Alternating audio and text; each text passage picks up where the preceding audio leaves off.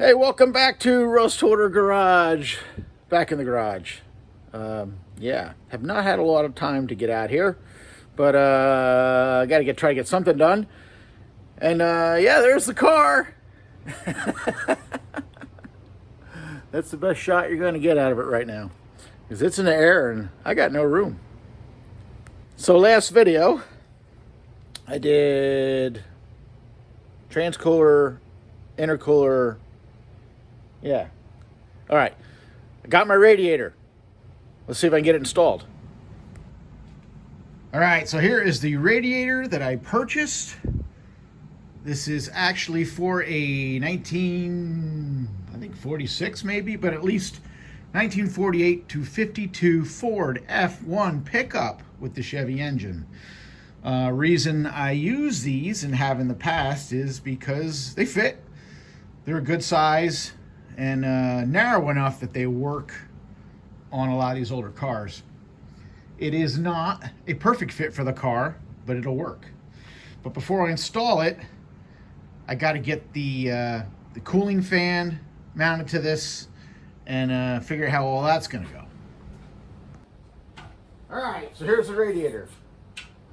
So before I install it, I got to put a cooling fan on it. I usually mount them right to the radiator depending on what I'm working with. And so the first thing is, what fan am I going to use? Well, like I said before, I'm a swap meet shopper. Here's one. I don't know what this is. It has a Ford label on it. One thing Ford does do well is they make good cooling fans. They make decent fans that move a lot of air. I have no idea what this is off of. It's got a Ford part number on it. It says made in USA. And I'm sure I bought it at a swap meet for 10 or 20 bucks. But what's nice about it is it's pretty much dead on the size I need. This will work good. This is actually, let's see what it is. 18-inch fan. That'll work. So the plan is mount the fan on here. I've already made brackets, full disclosure, but I didn't want to, can't video me sitting here scratching my head for hours trying to figure out what I want to do and this, not whatever, but I'll explain the method to the madness. So first thing is, I know I'm going to mount the fan to the radiator, but I don't want it sitting on the radiator because any vibration, I don't want this thing rubbing through the cores. So what I'll normally do is use a high-tech spacer like this.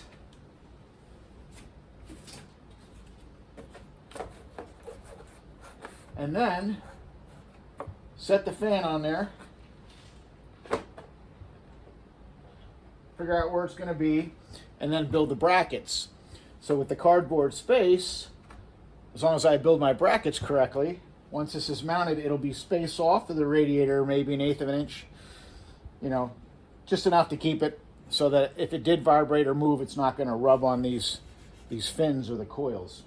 So that's what I did. Set it on here, figured it out, and I decided to mount it in this direction with my wires over here because I think I'm going to mount my relay over on this side and have the wires coming in on that side. Real complicated, I know, but just something else to it. And let me show you the brackets I made. All right, real high tech, bent out of some scrap metal, of course. A couple carriage bolts tack welded in there like that. And this basically will just mount to the fan like that and then bolt down to the rails. So I made one for each side. This fan is a little different. It was probably made to mount with this being the top, but since I have it sideways, it's only one bolt on this side, two on this side. So this mounts a little different, one stud, but still plenty strong. All right, so I'm going to remove my cardboard because I won't need that anymore, and bolt these mounts to the fan. And we'll bolt it up and see what it looks like.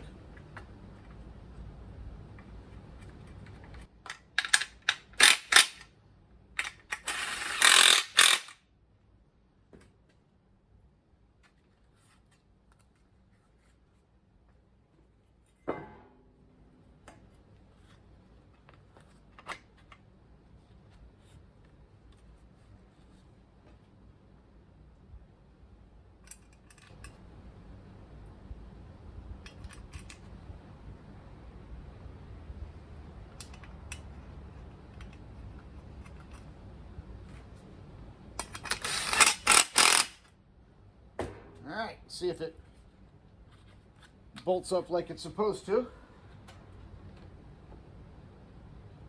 Sit on there like that.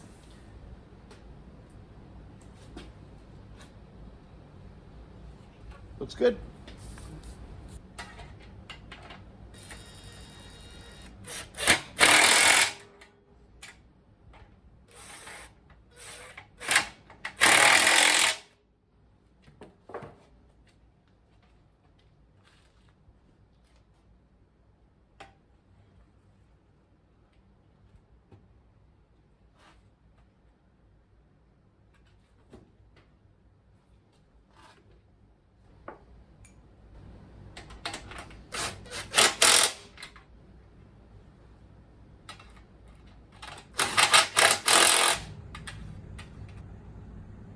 So that's what I ended up with. It'll work. And I got a little gap between the fins and the fan. Not have to worry about that. I mean, it shouldn't vibrate or move around anyway, but you never know. Just want to make sure nothing rubs through the radiator. But that'll work. And to make these brackets, nothing special. Made them out of cardboard. Templates. Transfer to metal. Done. So obviously, I'm using a radiator not designed for this car. So, let's see.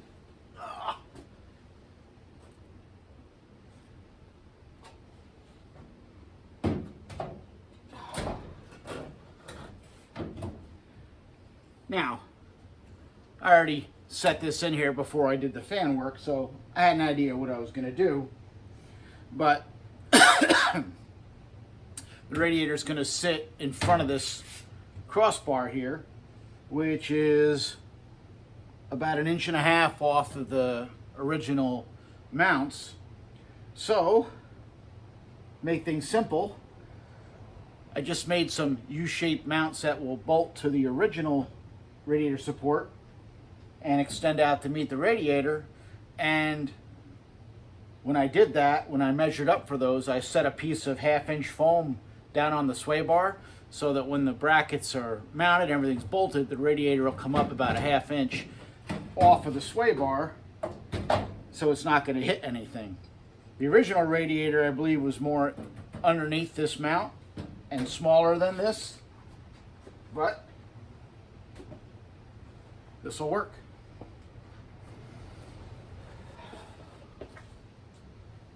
So this is what I made. Very simple.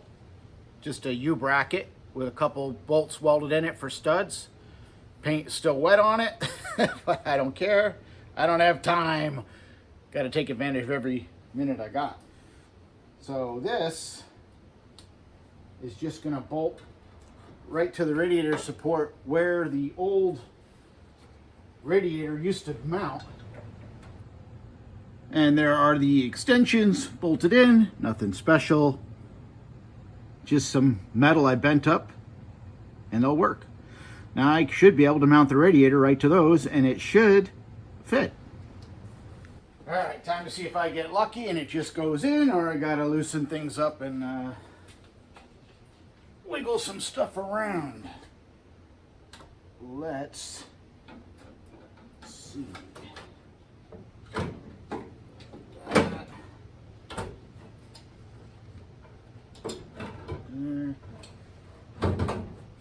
There. 1, it fits. Okay, so with the radiator mounted, everything else is going to be pretty straightforward. I've got to do my wiring, obviously. I'm going to use a single relay because of it's not a dual speed fan or anything special. It's just a electric fan, so it's just going to have one relay to turn it on. The only thing that is, let's say, using some brain a little bit, not much, but a little, is the lower radiator hose. Because I got to get from here down to here, and this is where this swivel water neck may save me. So I'm going to loosen this up and see, moving it around, if I can get sort of a straight shot. I have this, which I believe is the original radiator hose from the, what did I get this engine from? I don't even remember. But this hose is from, I think, a Silverado or something. I don't even know. But it's got kind of a curve to it. But I might be able to just hack it and use it as a straight shot if it's long enough, if I can get this neck to sort of line up.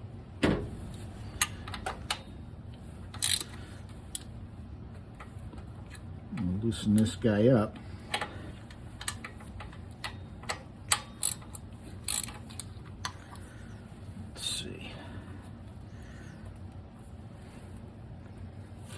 I can get this to go pretty much almost straight down with it. It's not really lined up perfectly.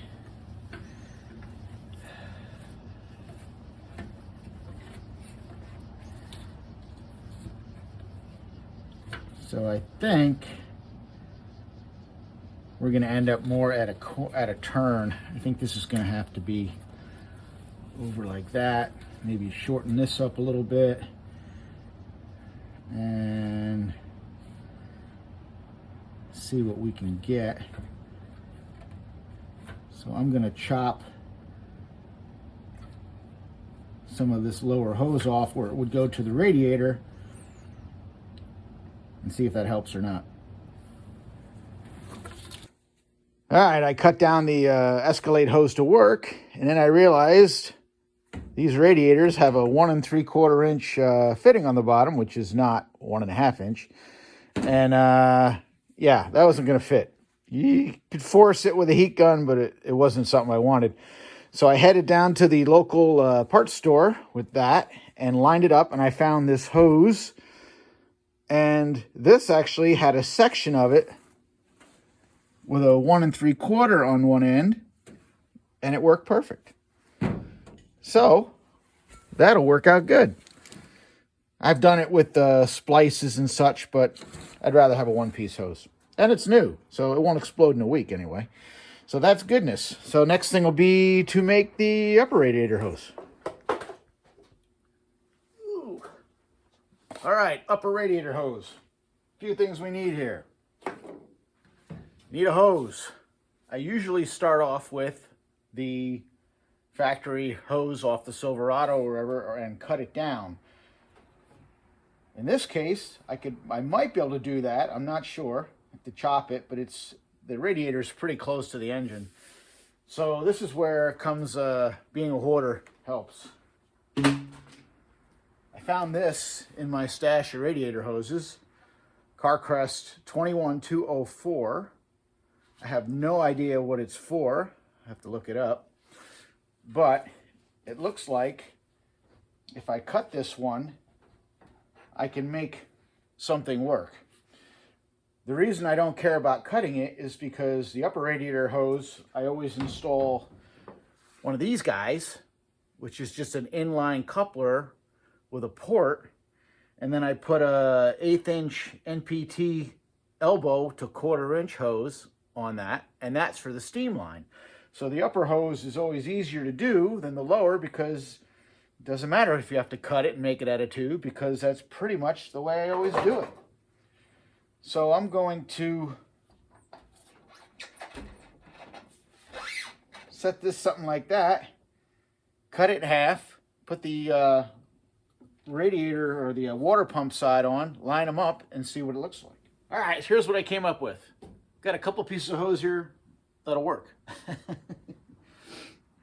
The original hose I was going to use did not work. It is what it is. Sometimes it works, sometimes it doesn't. Half of it was perfect, half of it was not.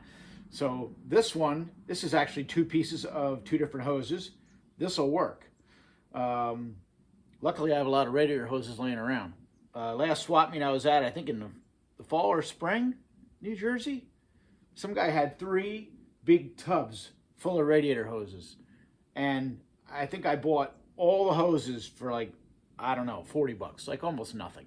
Just tubs full of hoses, all different dimensions and sizes. And, you know, this is all stuff I keep around to make things work. So, and believe it or not, I didn't have one that would work on the bottom, or at least not in one piece. So I'm going to put this together with the adapter for the steam vent. First I got to put the fitting in it. All right, so if I can get the static off my Teflon tape here. Put some Teflon tape on my adapter. This is 1/8 inch pipe thread to 1/4 inch nipple, which will be for the steam line. This is going to thread into this, and this is, if you're using LS or say Vortec type upper hoses, it's a 34 millimeter adapter. They make them in all different sizes. And this is going to be like that. I'm going to turn that one more turn just to make sure it's tight. Go. And then this will go into the upper radiator hose, and the steam line will connect from the manifold right to here. All right, upper radiator hose is done. I've got my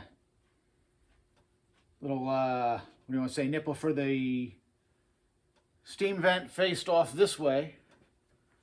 And I've got my factory line, a hose you want to say, that came from the car, the truck. And I am going to connect directly to the manifold itself. I took off the hose that went through the throttle body, because there's no need to put hot coolant through the throttle body on a car that is not going to see cold weather, or at least shouldn't. All right, there we go. Upper lower radiator hose done. Steam vent connected down there. Where is it? There it is, that line there from the manifold. And that just runs up and underneath to the fitting. Had this guy here right from the truck. That's just a clamp to hold it in place. Not the prettiest. I mean, if I was doing something where I really wanted to look nice, I think I would just make this all out of metal and then just use rubber ends to make the adaptation. But it's good. It'll work. It's functional, and it's high enough in the air where I can get the air intake underneath it down to the intercooler. So, hey, as long as the hood's closed, it's all good. So all that's left now, well, I guess just fill it up, see if it leaks. Oh, and one other thing I wanted to say. You can buy these inline adapters, you know, eBay, whatever, Amazon, wherever you find them. Don't use the clamps that come with them. They're garbage, they're thin, they're flimsy, and they'll strip and make a mess. So throw them away. All right, putting antifreeze in it. Nothing but the best. Recycled, used antifreeze from LS donor vehicles. Hey, antifreeze is not cheap. Filtered with a paint filter.